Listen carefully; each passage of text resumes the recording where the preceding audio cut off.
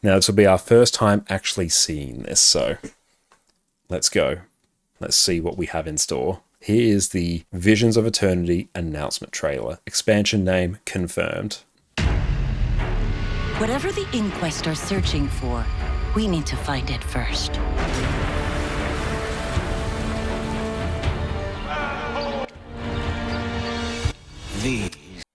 First initial thoughts, the environment looks beautiful so far. Like, I don't know if it's going to be aquatic themed or anything, but we do have large bodies of water to play with. I'm liking the, I presume it might be like Corsair related or something like that. And we still have Isgaran, so we're still dancing around with the Astral Ward. So yeah, they are continuing on from Secrets of the Obscure to Janthea to Visions of Eternity, which is good to see. Fools have no idea the power that's buried. I'll remind you of that fractal. Yeah, it does remind me very much of Siren's Reef as well. And oddly enough, this little screenshot here has reminded me of the one jumping puzzle in Timberline Falls. I think the one where you're jumping on all the little orbs behind that Quaggan Cave. It's giving me those vibes. Buried here.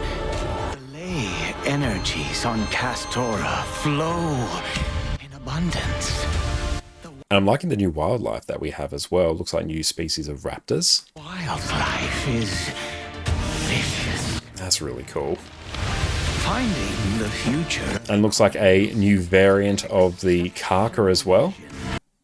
Was that a new mount? Or potentially an upgrade to the Skimmer? Because yeah, we've got some variant of the Karka here.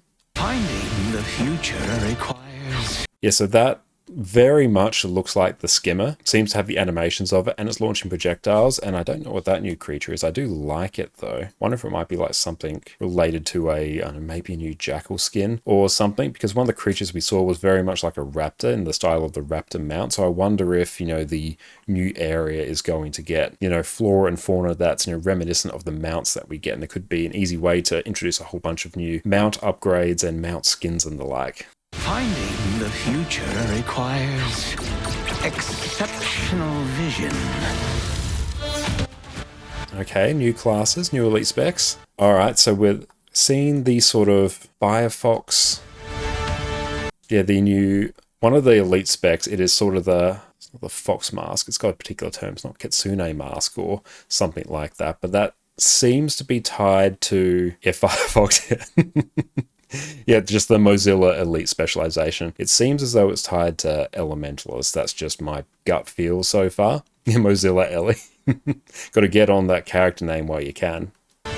We will. Yep, so Mesmer being the bard, that seems to be confirmed there, judging by all of the notes floating around. We'll use every tool at our disposal. Could potentially be Thief as well.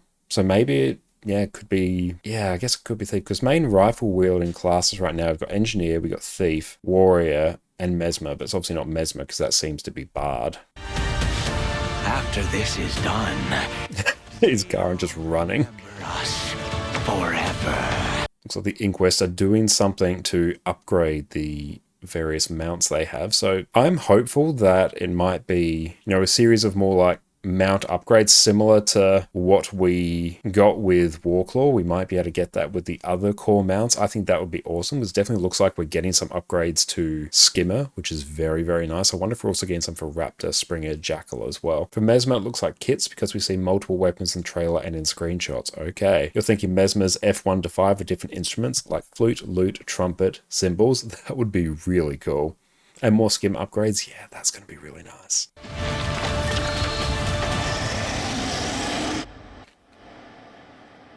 October 28, 2025. Book your days off work.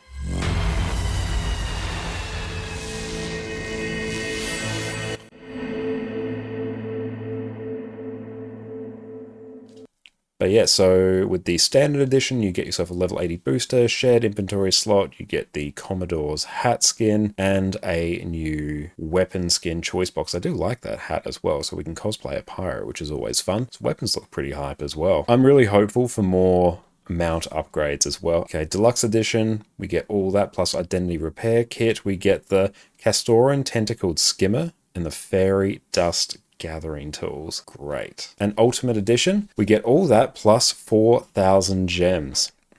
Very nice. Yes, we do have our Arena Partner affiliate link there. So if you do want to purchase the expansion or pre-purchase it, if you do so through that link, it supports me in the channel, so thank you so much. I'm very, very keen for this. So yeah, October 28th, lock it in. We'll start booking our days off work now. I'm very, very excited. You've already bought? Wonderful. That is great to hear. Yeah, obviously the thing I'm probably most excited for with that, I think would actually be, obviously Elite Specs. I love Elite Specs. That's fantastic. I'm really excited for the prospect of more mount upgrades, actually. That's probably the next thing I am most excited for. And also the new environment looks fire as well. If some of the core mounts, your Raptor, Skimmer, Springer, and Jackal can get the Warclaw experience, that would be amazing. But yeah, I'm very excited, looking forward to learning more about the X-Backs. And check out the announcement blog post. Awesome. I'll make sure to go through and do that after we do raids, because we're going to do that in a bit. So make sure I remember, feel free to remind me. So we're reading the announcement blog post for Guild Wars 2 Visions of Eternity. Okay, so Visions of Eternity launches October 28th, 2025. So that's good. Just based on the Wizards Vault special tab, which will give you the number of days remaining in the season. You can sort of glean that the expansion was going to likely drop in late October, so that is locked in and confirmed, which is very cool. Okay, Tyrion's leaders are anxious about the rumors of covert Inquest voyages launch in the search of Castora, an island so remote that's long been thought inaccessible. So the new map we are getting, a new region, is Castora. Let's take a look and see where that would kind of be. So areas where we have been for recent expansions, we've been in the Horn of Maguma for Secrets of the Obscure. We've got the Isle of Janthir for Janthir Wilds. I kind of feel like we might be going out towards the unending ocean, because we have this whole region of the world, and even this area out here. We've got some sort of a landmass in here just off from the Ring of Fire, so it could potentially be that, because yeah, we've got Draconis Mons here, Ember Bay from Living World Season 3, so I could see it sort of heading down any of those areas, so that would be super cool. So we've got 2 new open world regions at launch, and 2 maps will open up as the story continues over the year.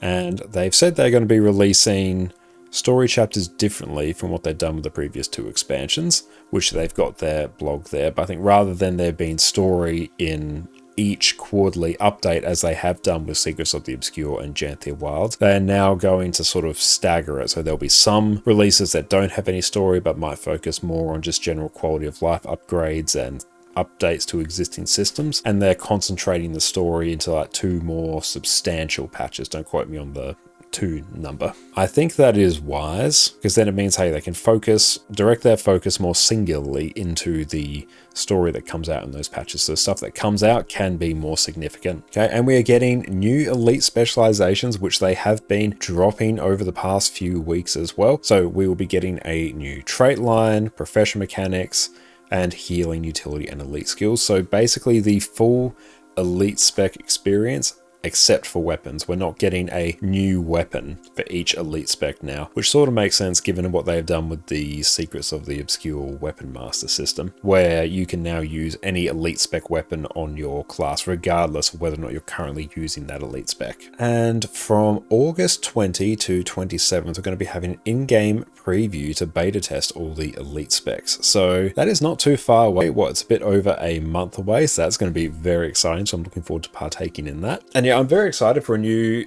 elite spec for each class. It is going to open up a whole bunch of balancing challenges for them. But hey, the Guild Wars 2 balance has actually been in a really good place. So given a bit of time, I'm sure things will be balanced correctly. They'll be back next week doing a series of blogs and live streams talking about the elite specs in great detail. So that will be good. Now, Skimmer Mastery. Yes, so the preview video or trailer that we saw, it seemed as though we were getting a Skimmer rework, which looks like we are getting now, which makes sense given we have a, dare I say, somewhat aquatic themed expansion. Makes sense, we are getting some upgrades to the Skimmer. So it will be featured with new and updated mechanics. We can hover, dive, and soar faster than ever before as you explore Castora. That's going to be really fun. But one of the best things they did with Janthea Wilds was the rework to Warclaw. And I've thought for ages that it would be really, really cool if they could go back and look at things like Raptor, Springer, Skimmer, Jackal, and give them a bit of the Warclaw treatment. Because what they did with Warclaw was one of the best parts about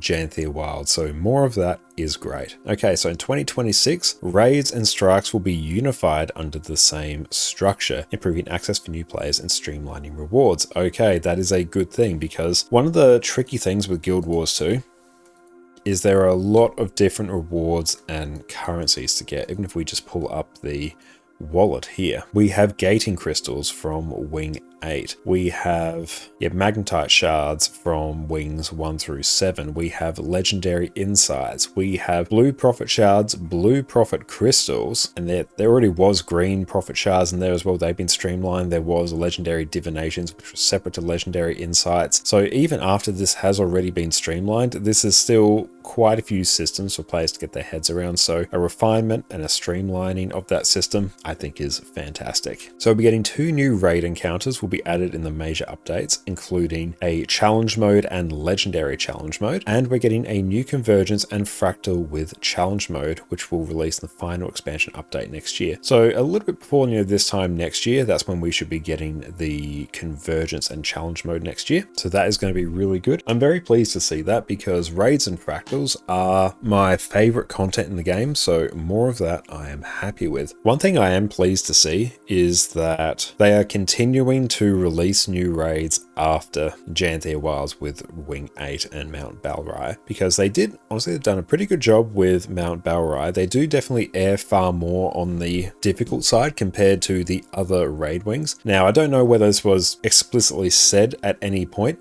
or implied or mentioned in blog post, but I think the general aim of introducing a new raid wing was to introduce new players and more players into raids in general, which with Wing 8 being as difficult as it is, that does make it a bit tricky. It's definitely a very fun raid wing, and it's great that you have challenge modes and legendary challenge modes for the various bosses, but I'll be very interested to see what level of difficulty they actually put the new raid at and how they position that compared to the other ones. Because at the moment you have raid wings 1, 2, 3, 4, and 7, which are relatively easy and approachable. Then you have 5 and 6, and put 8 in that same ballpark as well, as the ones that require a lot more coordination and overall just skill and performance to actually get through. So I'll be interested to see where raid wing, I presume 9, will end up. Okay, so we're going to have new legendary weapons, and we'll circle back here. So we're getting 3 new legendary weapons, a ring, an accessory, and the long requested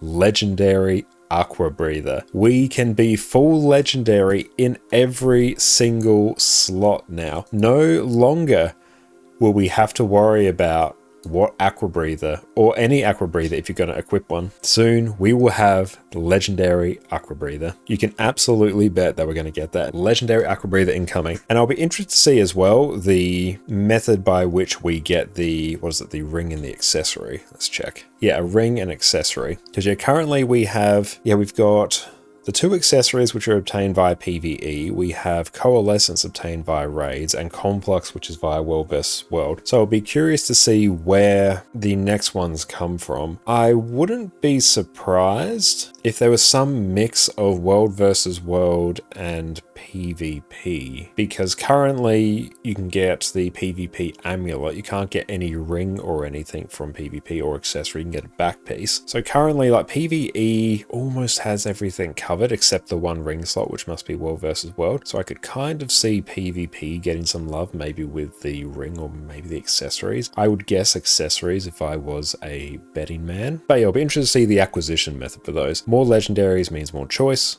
which is great. Glad to see it. Okay, and if you have Janthea Wild and Vision of Eternity, you'll get a whole new homestead map, which is great, because the Janthea Wild's homestead map, I'm trying to remember what it is actually. Is it Hearth's Glow? Hey, I'll check that actually.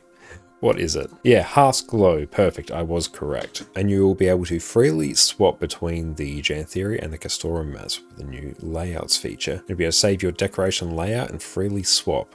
That's cool. More love for the homestead enjoyers. I'm glad to see that feature is still continuing to be supported after the release of Janthea Wilds. That is good. And the Wizard's Vault will continue to offer seasonal rewards for players. That's good. We're getting some new relics, which, hey, that opens up a lot more build options. New relics are always a very fun thing to be introduced. Going to be able to get new armor, weapons, recipes, emotes, and more. Cool. Very excited for that. So yeah, you can pre-purchase the expansions now. They are available for you to pre-purchase. And as a new Arena partner, I do have an affiliate link for that. So if you purchase it through those links, that will support me. So thank you all so very much if you do choose to do that. Okay. And fashion forward, we have one final feature that will launch in one of the major updates next year. Fashion templates, and they'll be available to all players regardless of expansion ownership. That is amazing. I am so glad to see that. Fashion templates will function similarly to build and equipment templates, allowing players to save a certain template of aesthetic features. Great. That's so good, because it's currently really difficult to transfer and save one particular look between different equipment templates. It's really fiddly and really complicated to take the look you have on one character and then transfer it to another equipment template on that same character. There's a whole bunch of steps you have to do it, aside from just, recreating it manually. So that's great. I'm very pleased to see that. So yeah, very excited for Visions of Eternity. I'm loving the idea of new Elite Specs, the Skimmer rework, super keen for, and fashion templates. Honestly, fashion templates are huge, and new legendary items, so I am very keen for that. What are you most excited for? And everyone down in the comments as well, when this does get uploaded to YouTube, what are you excited for as well?